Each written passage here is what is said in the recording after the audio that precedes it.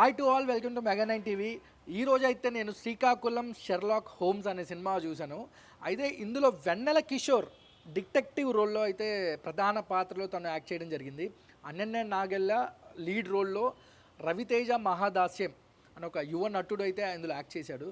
అయితే కథలోకి వెళ్తే మామూలుగా డిటెక్టివ్ స్టోరీస్ అంటే కామెడీగా, లేదంటే ఒక మర్డర్ మీద, లేదంటే ఒక మిస్టరీ మీద, అంటే మర్డర్ మిస్టరీ మీద ఇలాగ రన్ అవుద్ది.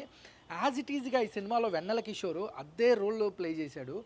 అయితే నాకు తెలిసి చిరంజీవి గారు చంటబ్బాయి మూవీలో చిరంజీవి గారు ఒక ఇన్వెస్టిగేషన్ చేస్తాడు. అలాగా మన ఎవరైతే వెన్నెల కిషోర్ ఉన్నాడో, ఒక అనన్య నాగెల్ల హీరోయిన్కి సంబంధించిన ఒక ఫ్రెండ్, తన క్లోజ్ ఫ్రెండ్ తను మర్డర్ అవుద్ది. ఆ మర్డర్ ఎవరు చేశారు, ఎందుకు చేశారు, ఎలా చేశారు, అంటే వీటి గురించి వెన్నెల కిషోర్ అయితే ఇన్వెస్టిగేషన్ అయితే స్టార్ట్ చేస్తారు. డిపార్ట్మెంట్ డైరెక్ట్గా వెన్నెల కిషోర్కి అయితే అలాట్ చేస్తారు. డిటెక్టివ్ రోల్ అయితే వెన్నెల కిషోర్ చేశాడు.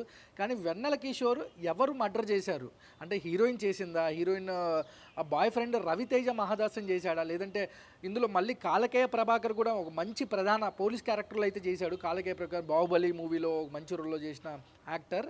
అంటే తను చేశాడా, ఎవరు చేశాడా అనేది మొత్తం అంటే కెమెరాలు అందరి ఫేసుల మీద తిరుగుతూ ఉంటుంది. ముఖ్యంగా డిఓపి అయితే చాలా బాగా చేశాడు మూవీలో, అంటే విజువల్స్ కూడా బాగా చూపించాడు. ఇంకా డైరెక్షన్ ఏదైతే డైరెక్టర్ మోహన్ గారు ఉన్నారో అయితే ఆయన అయితే 100% ఇచ్చాడు సినిమాకి. కాకపోతే ఇంకా కొంచెం వెన్నెల కిషోర్ని ఇంకా కొంచెం బాగా వాడుకోవచ్చు, అంటే అతను ఇంకా కామెడీ పండించవచ్చు. అంటే వాళ్ళ అమ్మగారు, వాళ్ళ నాన్నగారు ఏదైతే ఉన్నారో, అంటే ఈ డిటెక్టివ్ కూడా సపోర్ట్ చేస్తూ ఉంటారు. వీళ్ళు శ్రీకాకుళం నుంచి వస్తారు.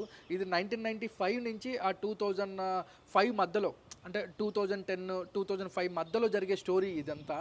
అయితే శ్రీకాకుళం నుంచి వచ్చి అక్కడ డిటెక్టివ్గా తన ఈ మర్డర్ని ఎలా క్యాచ్ చేస్తాడు, ఎలా ఎవరైతే మర్డర్ చేశారో వాళ్ళని పట్టుకుంటాడు అనేది సినిమా స్టోరీ. నేను ఎక్కడైతే సినిమా స్టోరీ రివీల్ చేయను, జస్ట్ లైన్ మాత్రమే చెప్పాను. కాకపోతే కుటుంబ బంధాలు, కుటుంబ విలువల గురించి కూడా చక్కగా చూపించాడు డైరెక్టర్. ఇంకా కొన్ని అంటే అందులో ఎమోషన్ సీన్స్ కూడా ఇంకా కొంచెం పండించింటే బాగుండేదేమో అనిపించింది, నా పర్సనల్ ఒపీనియన్. ఆ తర్వాత సాంగ్స్, మంగ్లీ ఏదైతే సాంగ్ శ్రీకాకుళం గురించి సాంగ్ పాడిందో అది చాలా హాయిగా ఉంది. సాంగ్ మాత్రం చాలా రోజుల తర్వాత ఒక మంచి సాంగ్ విన్నాము అనే ఫీల్ అయితే మనకు వచ్చింది. శ్రీకాకుళం వాళ్ళు కాదు కదా, ఇది అందరూ చూడాల్సిన సినిమా. కాకపోతే శ్రీకాకుళం ఆ ఏరియాకి సంబంధించిన వాళ్ళు ఈ సినిమాని అయితే గుండెల్లో పెట్టుకుంటారు.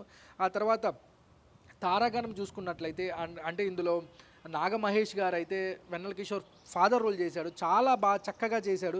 హీరోయిన్ సియా గౌతమ్ అయితే తన క్యారెక్టర్లో తనైతే 100% ఇచ్చిందని చెప్పాలి. ఆ తర్వాత అనన్య నాగెల్ల, ఇంకా ఆమె గురించి మనం చెప్పాల్సిన అవసరం లేదు. సినిమా మీద సినిమా చేసుకుంటూనే పోతుంది. అనన్య నాగెల్ల 2 షేడ్స్ ఉన్నాయి ఇందులో. నాకు తెలిసి తను బిఫోర్ సినిమాలు చూసుకుంటుంటే ఈ సినిమా అనన్య నాగెల్ల కెరియర్లో స్పెషల్ మూవీ ఈ మూవీ. తర్వాత అనీష్ గారు చాలా బాగా చేశారు. కాలకేయ ప్రభాకర్ అంటే ఆయన చెప్పాల్సిన అవసరం లేదు. ఆయన తక్కువ టైం ఉన్నా కూడా ఆయన యాక్టింగ్, ఆయన క్యారెక్టర్ చింపేశాడని చెప్పాలి.